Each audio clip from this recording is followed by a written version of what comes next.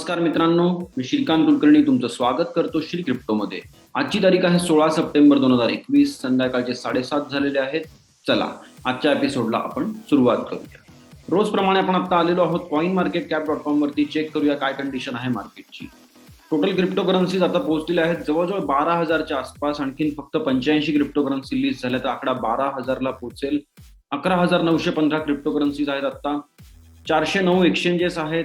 $2.188 trillion market cap आहे. 106.244 billion trading volume आहे 24 तासांचा.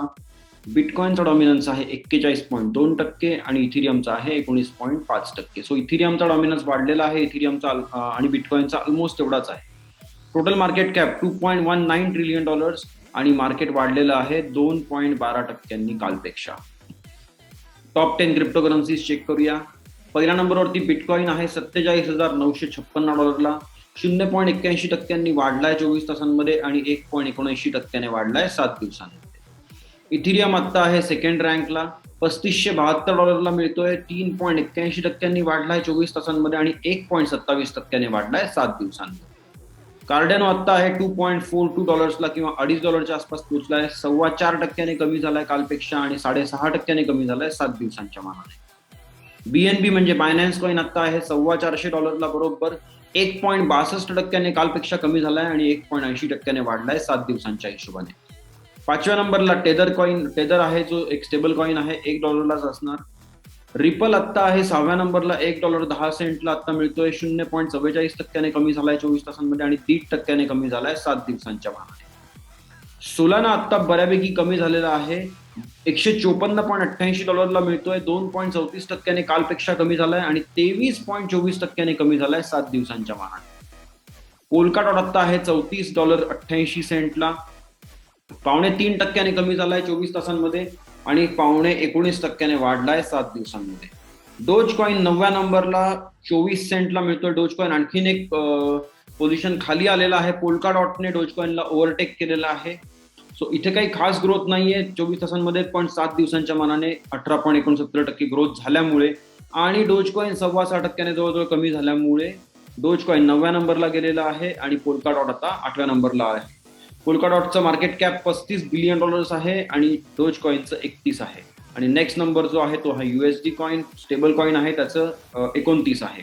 सो 29, 31, 35, 46, 51, 68, 72, 78 आणि डायरेक्टली $426.5 बिलियन इथिरियम आणि त्याच्या almost double $902 billion bitcoin. So थोडासा बिटकॉइन मध्ये जर आणखीन ग्रोथ झाली तर $1 ट्रिलियन बिटकॉइन पोहोचेल. टॉप 10 आपले बघून झालेले आहेत. आपण आता क्रिप्टोकरन्सी जगतातल्या घडामोडी बघण्यासाठी जाऊ शकतो. AMC adds ether and litecoin to year end crypto adoption plans. तर AMC नावाचं एक सिनेमा कंपनी आहे, रादर सिनेमा ऑपरेटर आहे, म्हणजे त्यांचे थिएटर्स आहेत वगैरे वगैरे.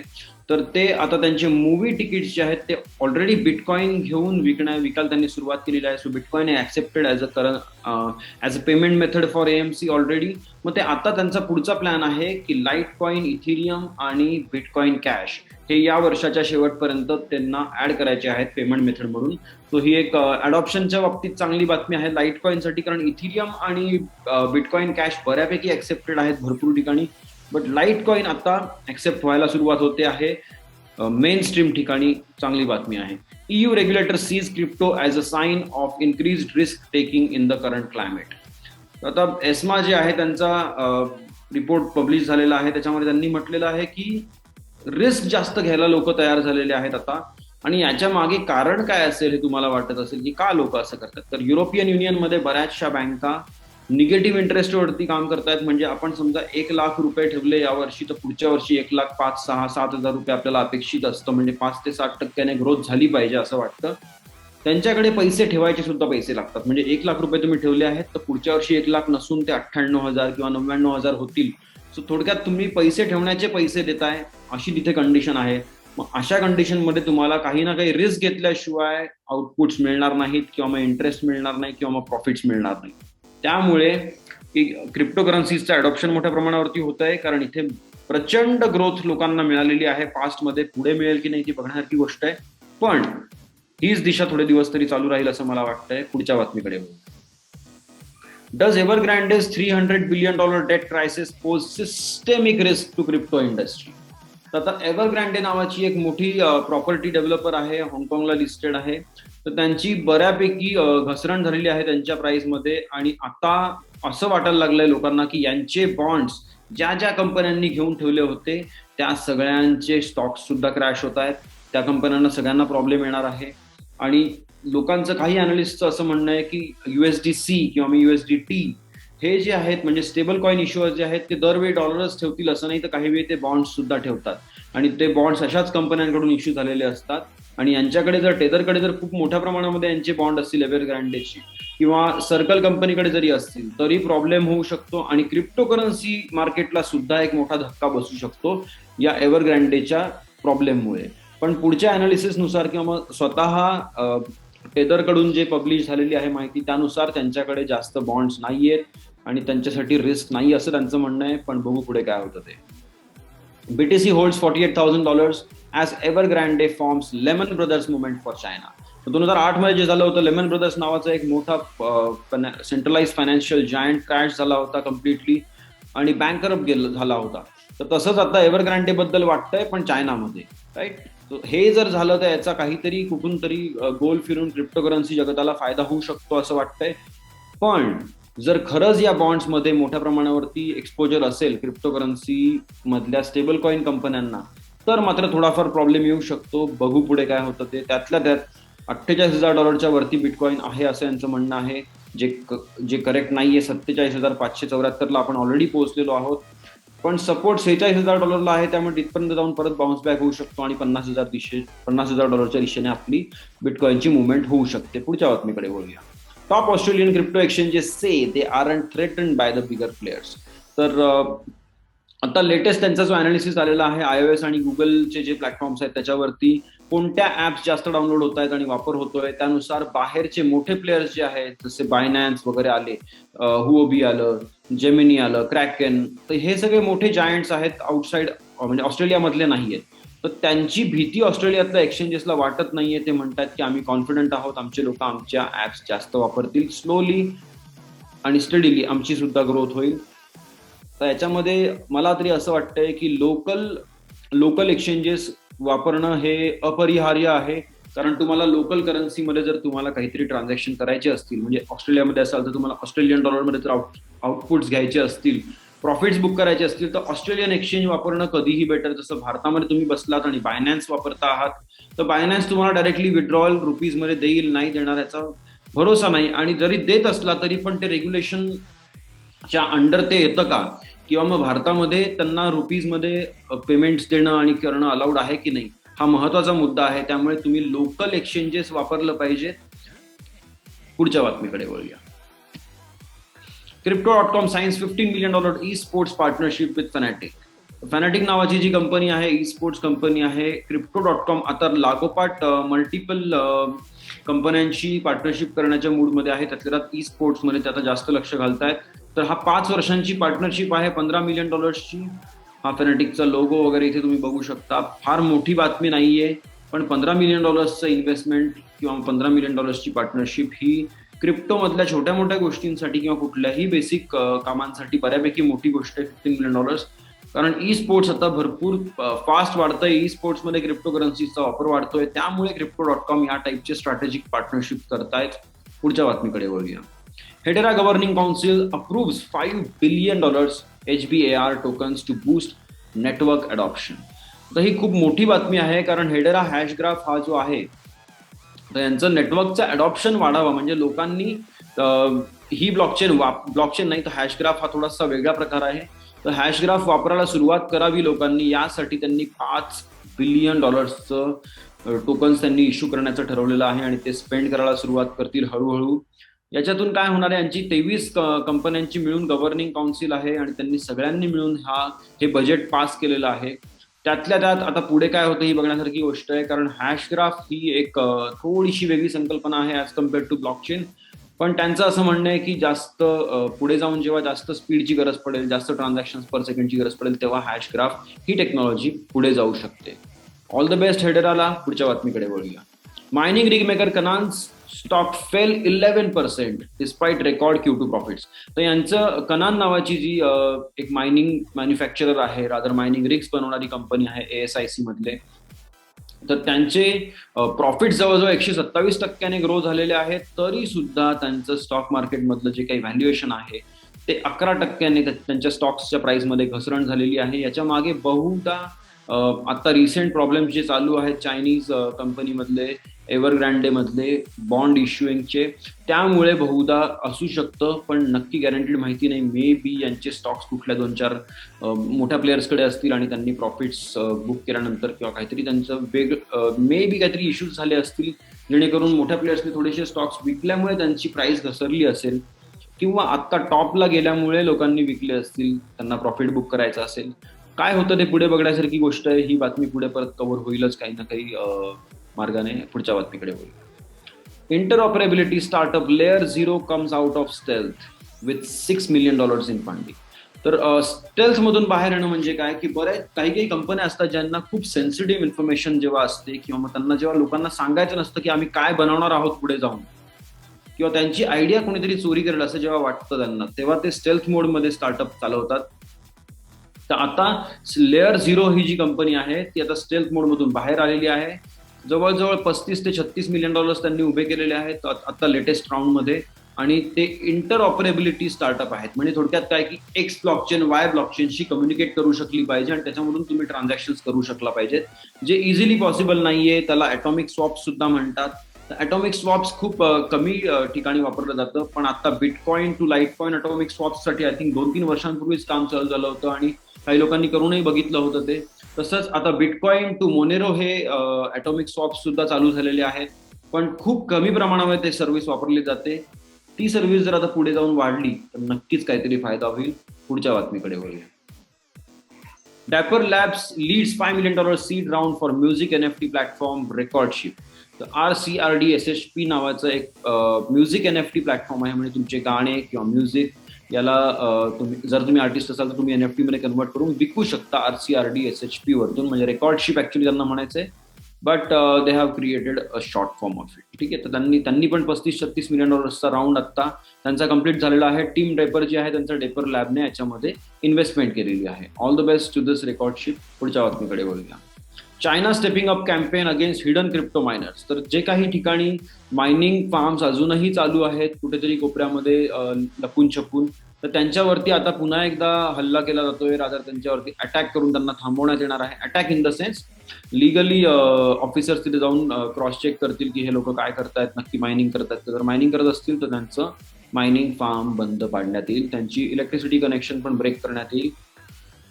पुढच्या बातमीकडे बोलू. Bitcoin pulls back ahead of 50K resistance, support at $46,000.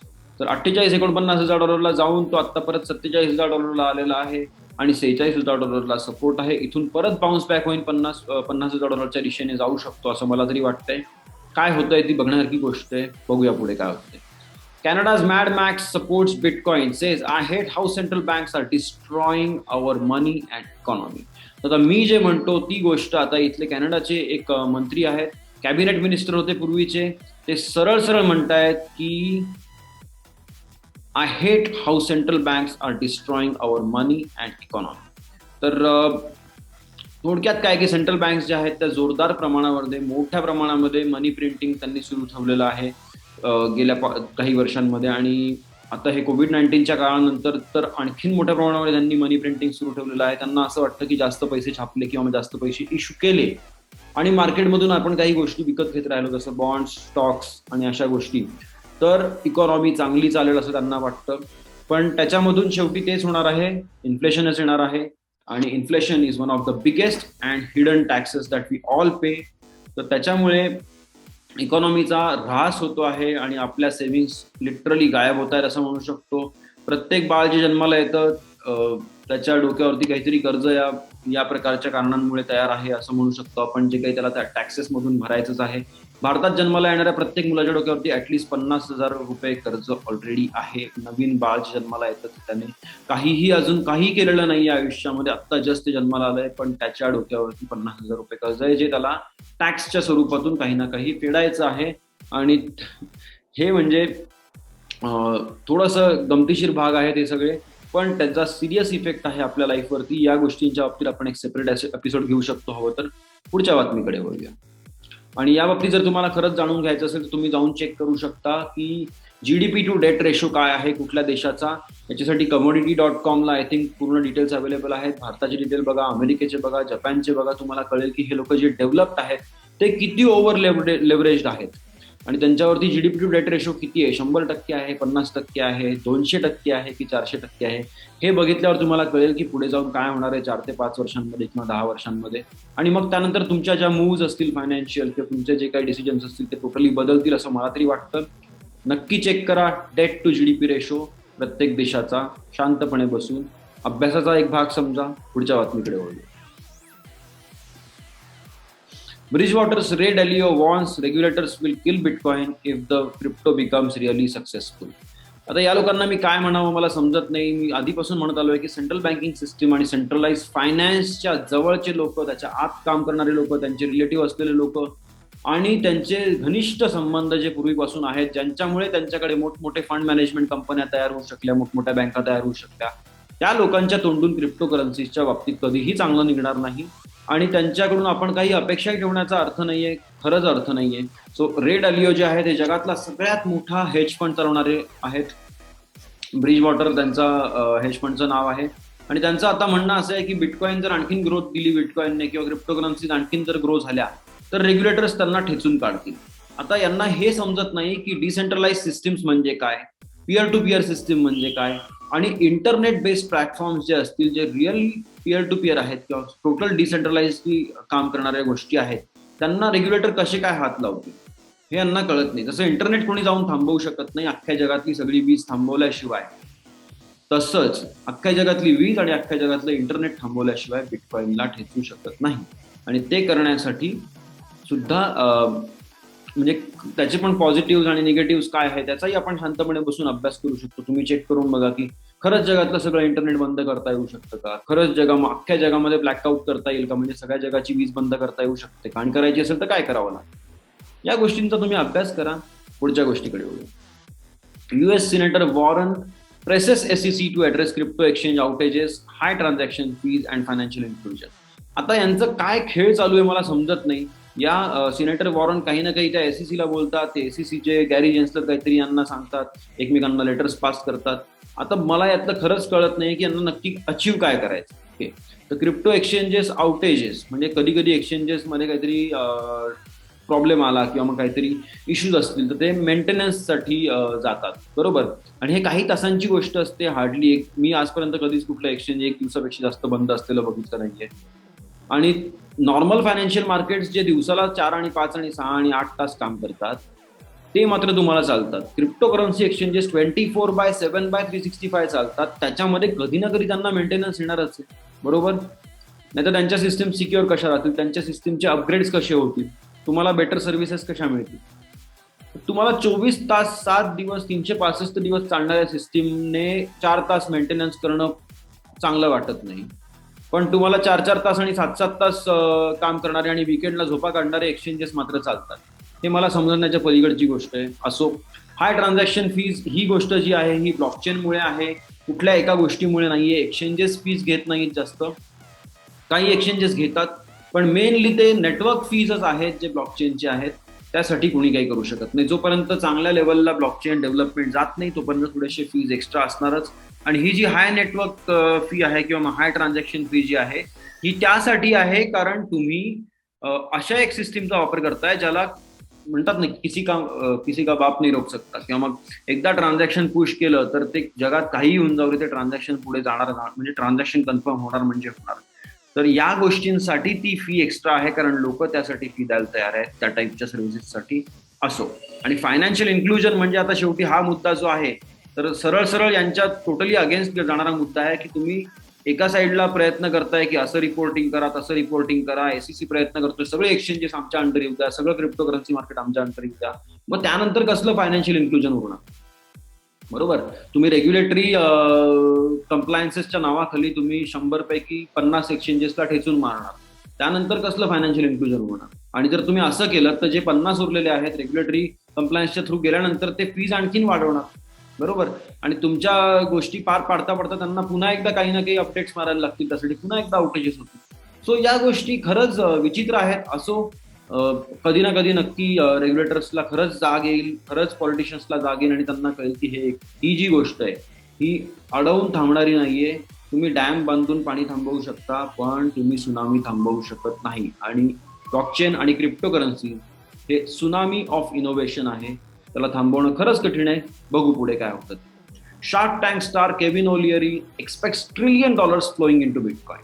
तर आता ऑलरेडी 902 बिलियन पर्यंत बिटकॉइन आलेला आहे. नवीन $1 ट्रिलियन जर बिटकॉइन मध्ये आले किंवा ओव्हरऑल क्रिप्टोकरन्सी मार्केटमध्ये आले तर बऱ्याच मोठ्या प्रमाणावरती ग्रोथ होईल. आणि मग मला वाटतंय की बिटकॉइनचं मार्केट कॅप 3 ट्रिलियन पर्यंत तरी ऍटलीस्ट जाऊ शकतं.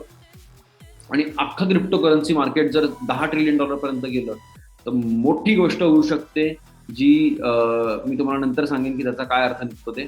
पुढच्या बातमीकडे बघूया. Elon Musk new puppy tweet sends Shiba Floki token soaring. Floki jumps more than 900% in 24 hours. तर शिबा इनू झाला, आता शिबा फ्लोकी आलेला आहे. तर हे फ्लोकी हॅज अराइव्ड नावाचं एक त्यांनी ट्विट केलं होतं इलॉन मस्कने. आणि त्याच्यानंतर शिबा फ्लोकी नावाचं एक टोकन आहे, त्याची प्राइस प्रचंड प्रमाणामध्ये वाढली, 900% प्राइस वाढलेली आहे आणि लोकांना चांगली ग्रोथ मिळाली असेल. पण आता अशा टाईपच्या ट्विट्सला बघून लोकांनी का विकत घ्यावे क्रिप्टोकरन्सीज, कुठले का असे ना, हे मला काही पटत नाही.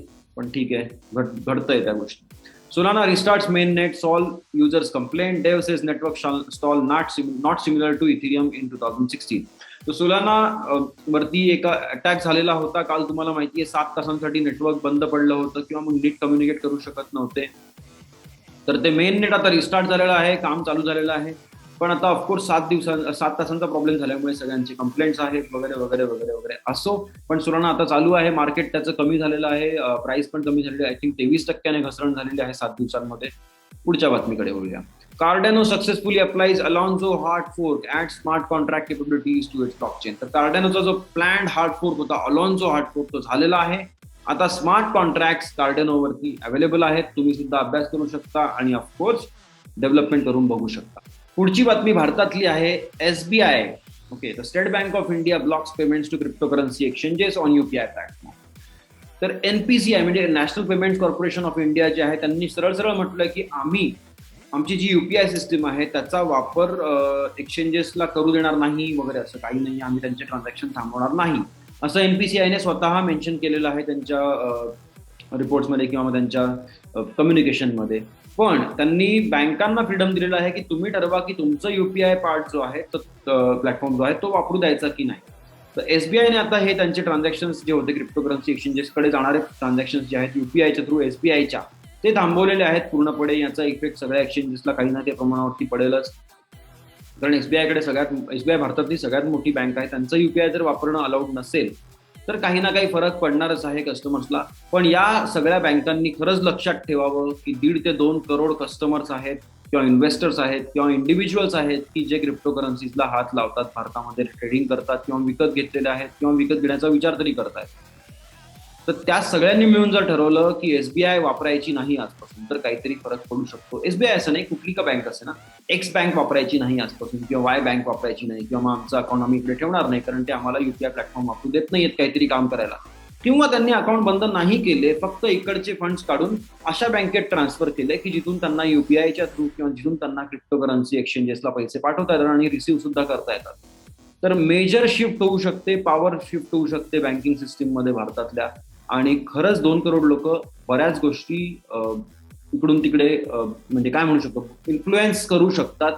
आता याच्यामध्ये किती सिरियसली घ्यायच्या कुठल्या गोष्टी ही पुढची गोष्ट आहे. पण इनोव्हेशन आतून चालूच आहे आणि आय होप की सगळ्या एंटिटीज, सेंट्रलाइज्ड एंटिटीज लवकरात लवकर समजून घेतील की ही एक डिसेंट्रलाइज गोष्ट आहे. फक्त एक्सचेंजेस सेंट्रलाइज्ड आहेत म्हणून आपण त्यांना त्रास देऊ शकतो, आपण त्यांचे पेमेंट्स थांबवू शकतो, आपण त्यांचे बँक अकाउंट्स कम्प्लिटली ब्लॉक करू शकतो, सगळं ठीक आहे. पण ज्यावेळी तुम्ही डिसेंट्रलाइज्ड एक्सचेंजेस डेक्सकडे जाल आणि सगळे जर लोक डेक्स वापरायला लागले तर मग ऑफकोर्स याची काही टेन्शनच नाही राहणार ना बँकिंगचं, किंवा रादर बँक ट्रान्सफर्स हा प्रकार गरजेचा राहणार नाही जास्त. पण बघू आता पुढे काय होतं. जर त्यांनी याच्यातून धडा घेऊन काहीतरी जर चांगले मूव्स घेतले, रेग्युलेटरी रेग्युलेटरी क्लॅरिटी जर भारतात आली, लिगल क्लॅरिटी जर भारतात आली आणि टॅक्सेशन बद्दल क्लॅरिटी भारतात आली, तर नक्कीच हे खूप मोठं डोमेन आहे. ऑलरेडी $2 ट्रिलियन डोमेन आहे. त्यातलं जर इनोव्हेशन भारतात अलाउ केलं तर मे बी भारतातला जो मोठमोठा जो एंटरप्रिनर्स आहेत आणि जे हुशार मुलं आहेत त्यांना सुद्धा काहीतरी जॉब सुद्धा मिळतील आणि बिझनेसेस स्टार्ट करायचे चान्स मिळेल आणि भारत सुद्धा मोठा होऊ शकेल असं वाटतं मला. असो, या चांगल्या नोटवरती आपण आजचा एपिसोड थांबवू शकतो. फक्त मी एकदा coinmarketcap.com रिफ्रेश करतो आणि तुम्हाला सांगतो की 16 सप्टेंबर 2021ला रात्री 7:58 बिटकॉइन होता 47,550 होता. मी श्रीकांत कुलकर्णी तुमचा निरोप घेतो आजच्या एपिसोडमधून. उद्याच्या एपिसोडमध्ये आपण पुन्हा एकदा भेटूया. क्रिप्टोकरन्सी जगतातल्या घडामोडी बघूया आणि मार्केट अपडेट सुद्धा घेऊया. तोपर्यंत bye the tips and order. Bye guys.